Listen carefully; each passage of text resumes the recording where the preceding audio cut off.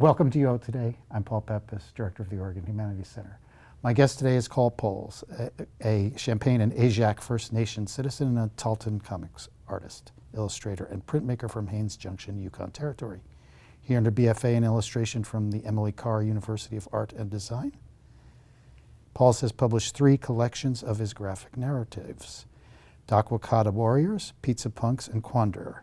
In 2017, Pauls won Broken Pencil Magazine's Best Comic and Best Zine of the Year awards for Dakwäkãda Warriors 2.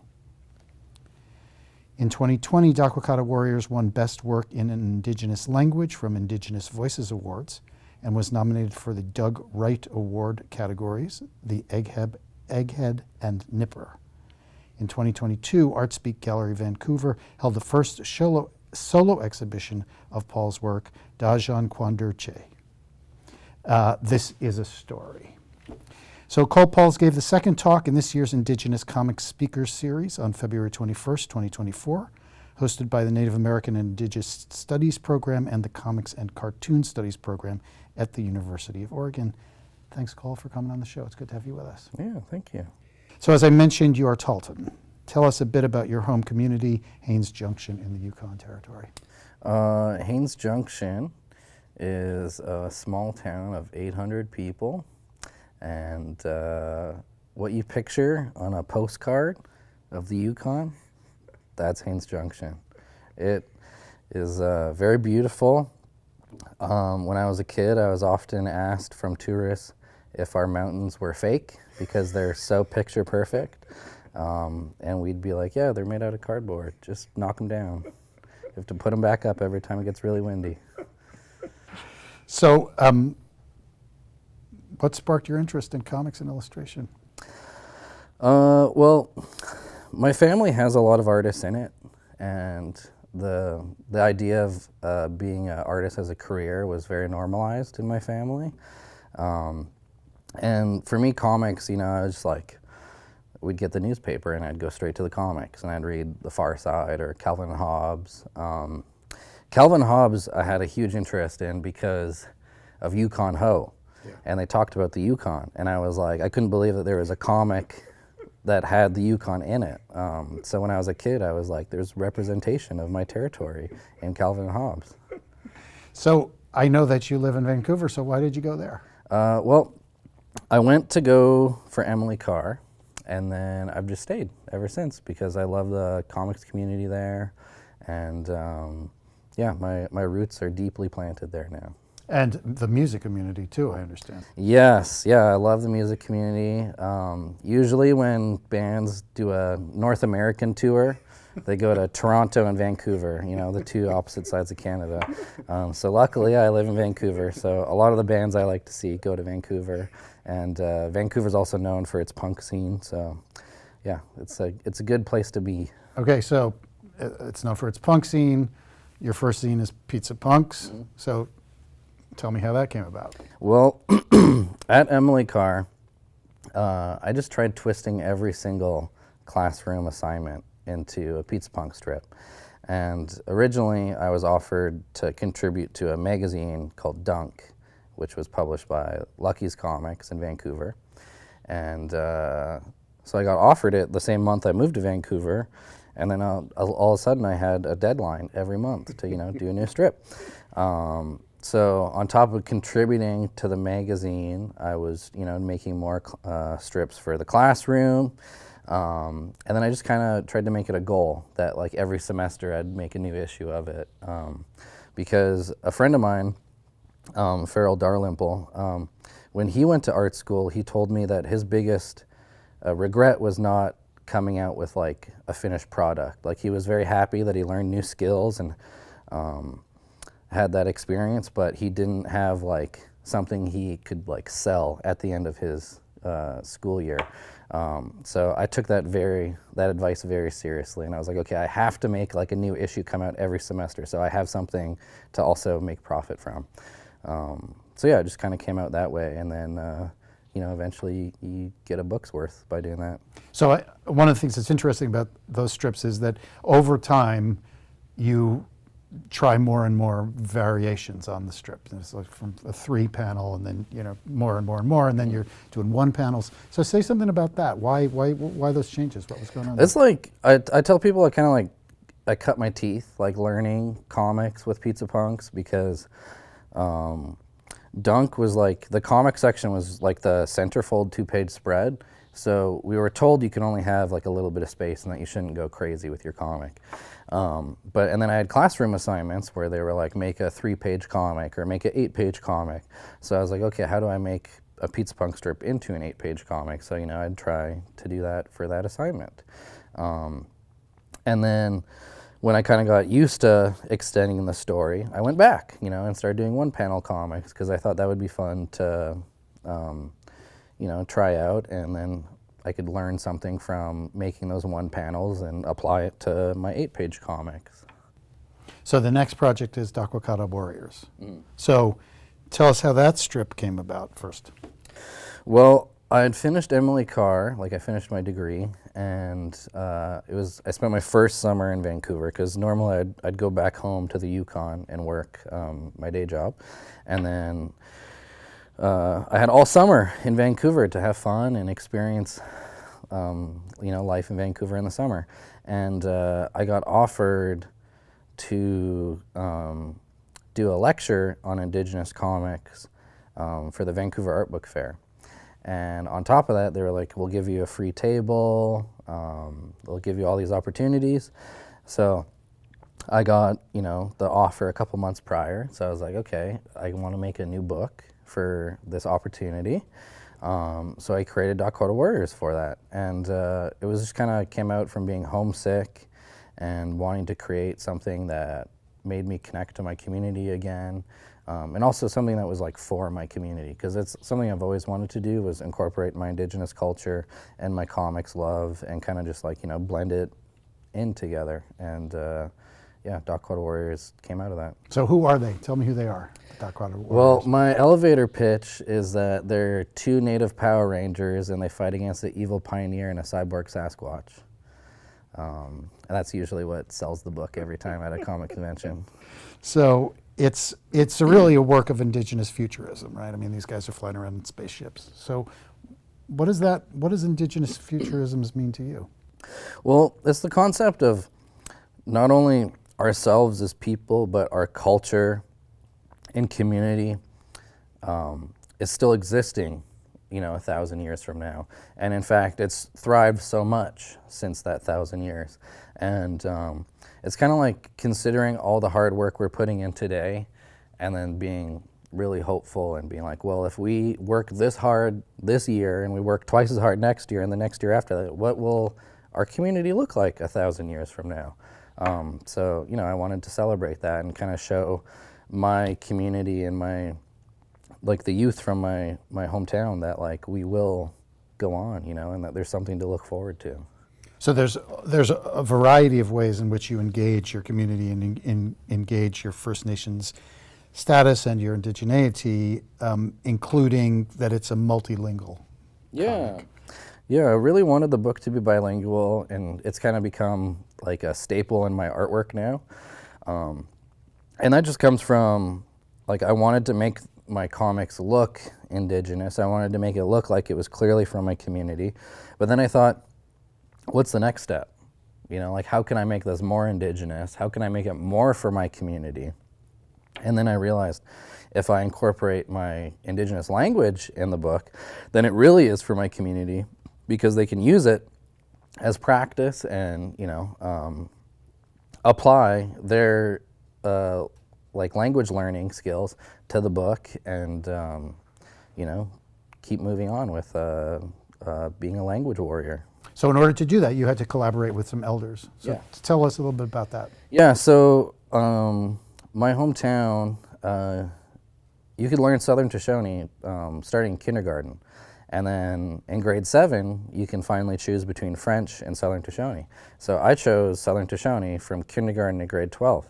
And I had the same teacher, Vivian Smith and Martha Smith.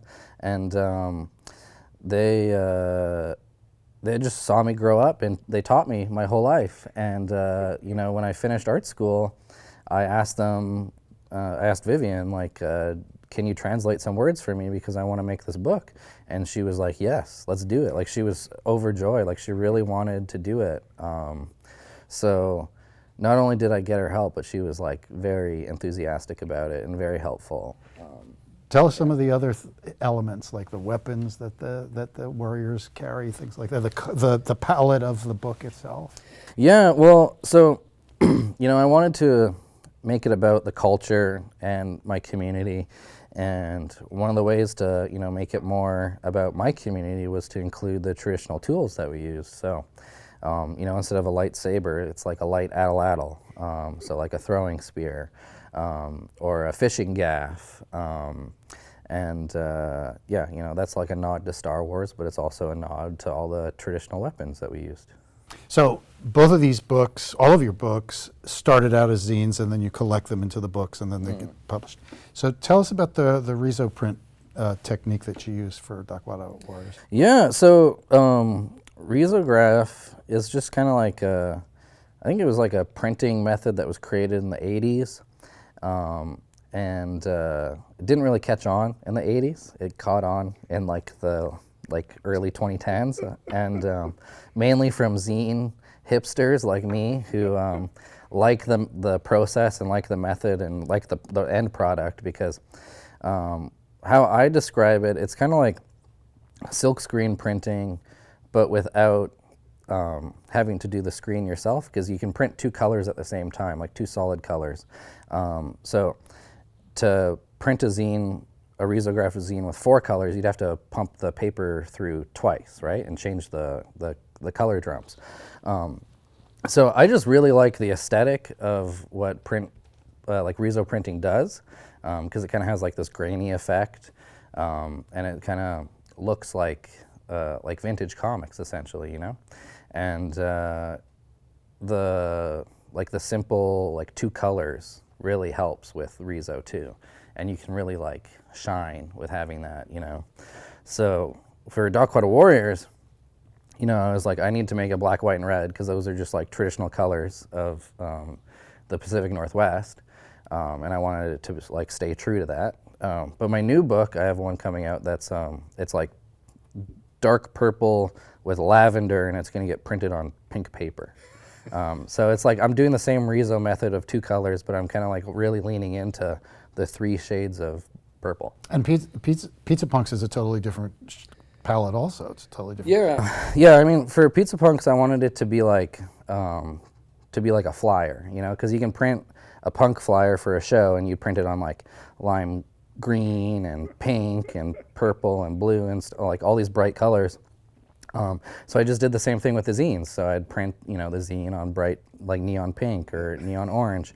And then when the collection came out, my publisher was like, do you want to print on white paper? And I was like, no, I want it to look like a block of cheese. A block of cheese. Yeah, so, you know, we got to print it on orange paper. And, you know, it just looks like a big fat zine now. And, you know, it also still looks like a flyer at the same time. So, yeah, I'm really happy with it. That's cool.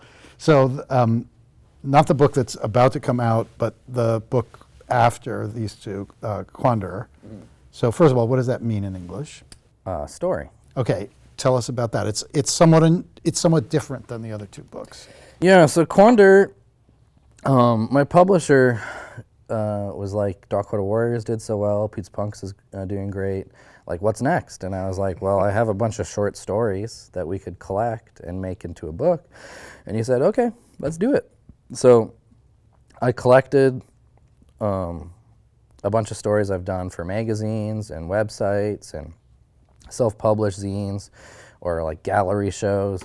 Essentially like comics that I made that only saw like a small pool of viewers, you know, like only so many people went on the website, or only so many people get the free magazine because it's only like a regional magazine. So I wanted to collect it all and put it in one book to kind of like give everything a second life. And, you know, it also is way more accessible to be collected in one volume rather than like tell people they have to go buy a magazine that came out 2 years ago to go read the comic. So when I was making it, you know, I kind of ended up color coding the chapters. So like there's like a blue chapter that's like about winter. There's like a black and white chapter, there's a full color chapter, there's a hide brown chapter that I call it. It's like all different shades of brown. So yeah, you know, I kind of just went more creative with like the design and stuff, because I do that all myself. And it's also got a lot of stories that are personal stories. I mean, you're a character and your family are characters. Yeah, I kind of unintentionally made an autobio book. And that came from I kept on getting offers from people being like, can we have your opinion about something? And I'd go, okay, but I guess that means I have to draw myself because it's about my opinion or my own story.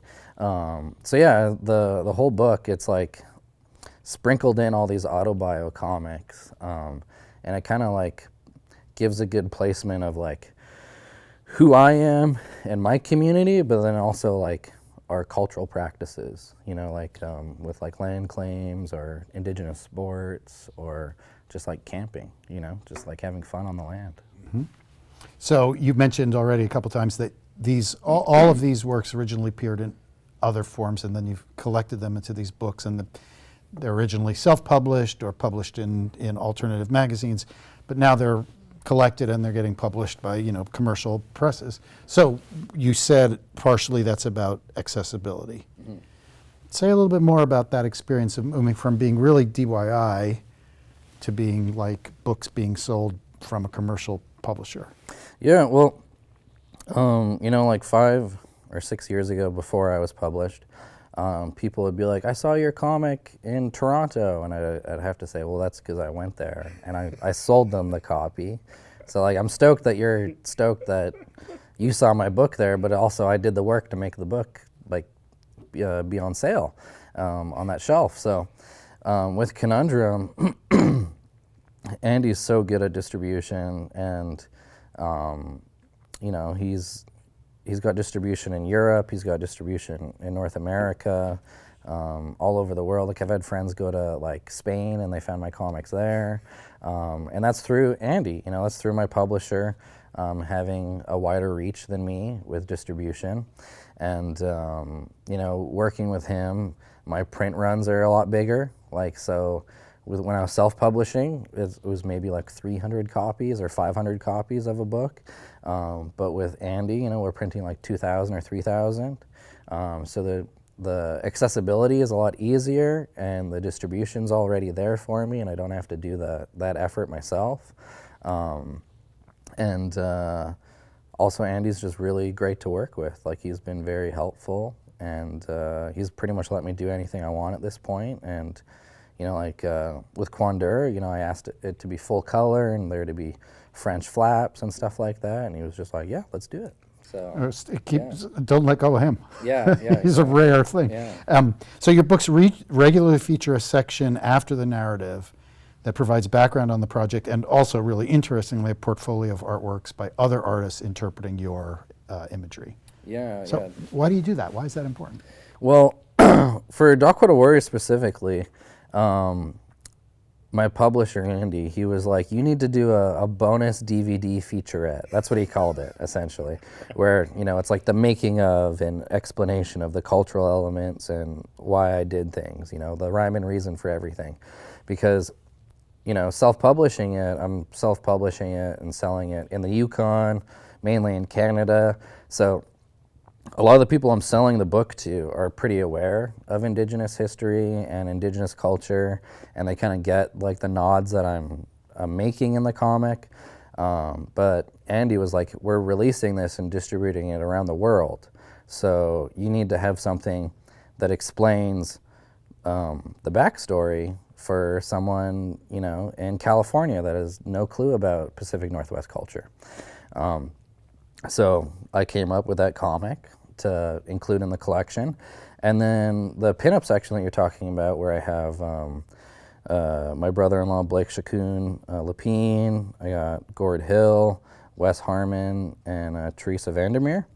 That just comes from traditional comics, you know, because often, you know, superhero comics have variant covers, or they have pinups in the back, or like the back cover will be a pinup by a guest artist.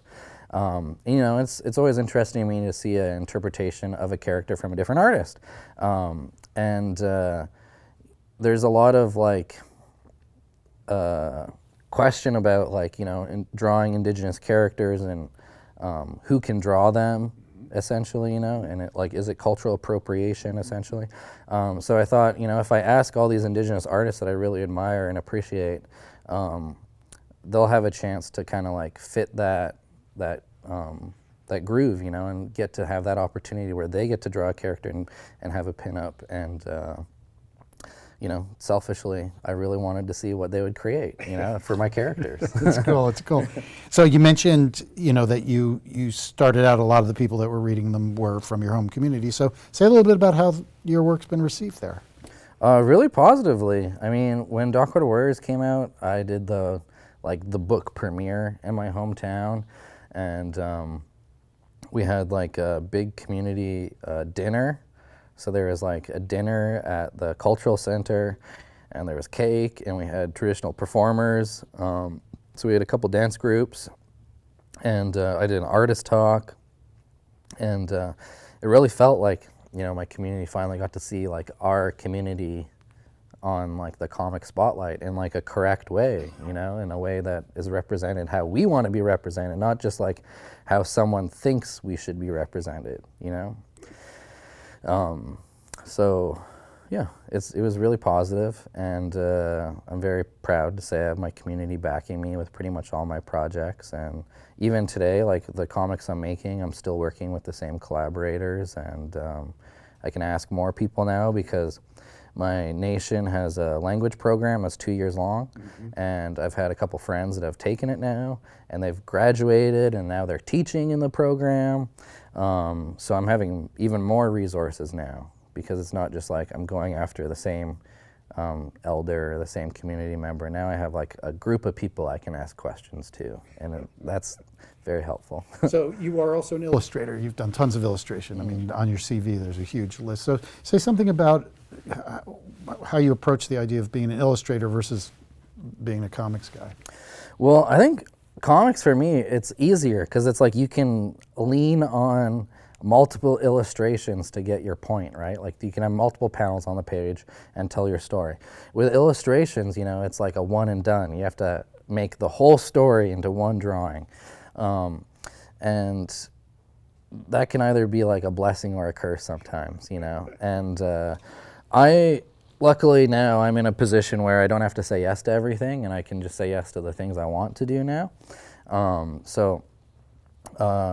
Like, I don't know, it's like lately I did a cover for my friend's Nation Skate Youth, like a skateboarding photo book. And originally they just wanted a spot illustration of a bear, or like a drawing from me, so I drew a bear assembling a skateboard.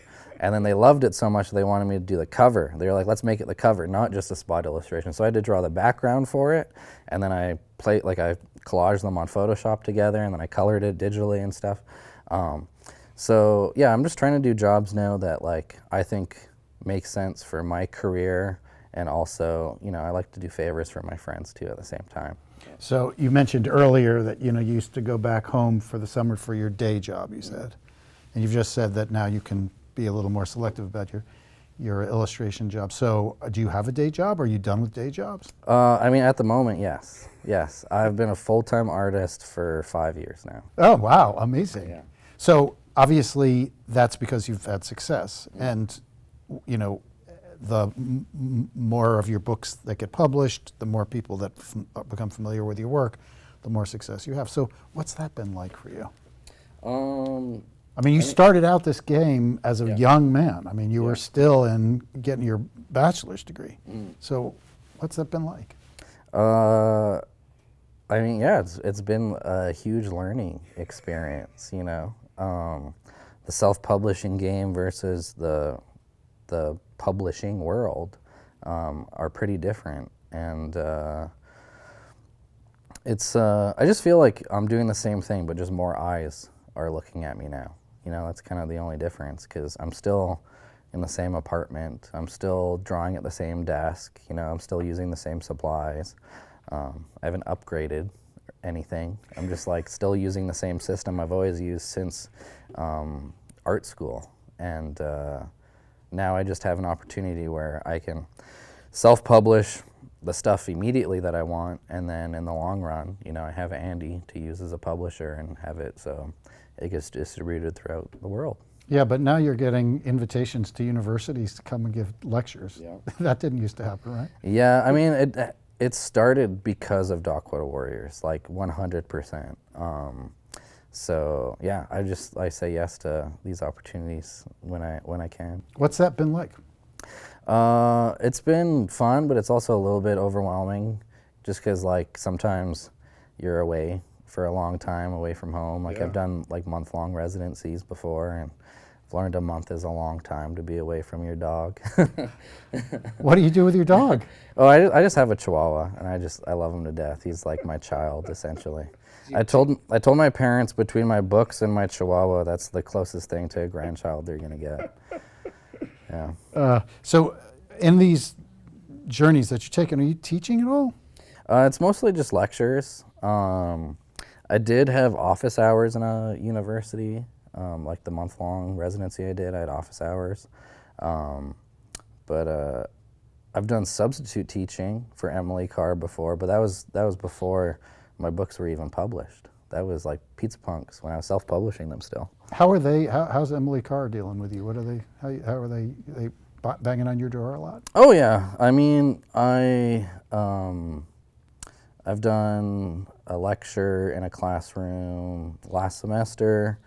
I've done conferences with all the professors about racism, because the first chapter in Kwändür, I roasted Emily Carr for that, an experience I had them. Yeah.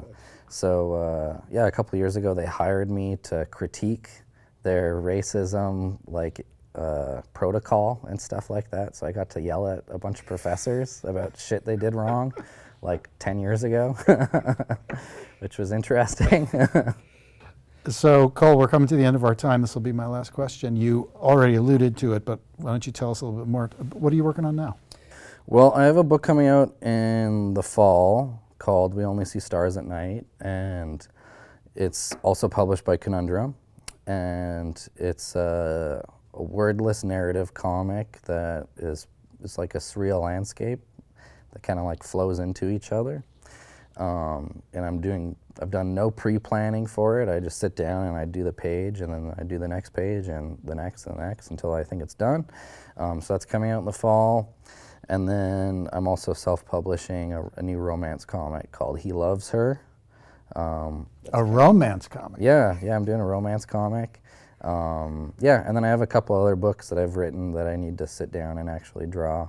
I have like 5 years of drawing to do, so I need to sit down and actually do the work. Do you spend most of the day doing it when you're in your studio? Yeah, I like to. I usually wake up, make coffee. I read a bunch of comics while I drink coffee, and then if I feel up for it, I'll reply to some emails. And then once I've gotten some work done in the afternoon, I've kind of like woken up my brain. I sit down and draw. And I draw until, my heart's content. Sometimes it's 2 hours, sometimes it's 12 hours. Yeah, I mostly just hang out in my pajamas and draw all day. That sounds like a pretty good gig. Cole Pauls, thank you so much for taking the time to speak with us. It's been great talking to you. Of course. I've been speaking with Cole Pauls, a Tahltan comics artist, illustrator, and printmaker. He gave the second talk in this year's Indigenous Comics Speaker series on February 21st, 2024, hosted by the Native American and Indigenous Studies program and the Comics and Cartoon Studies program at the University of Oregon. Thanks so much for watching.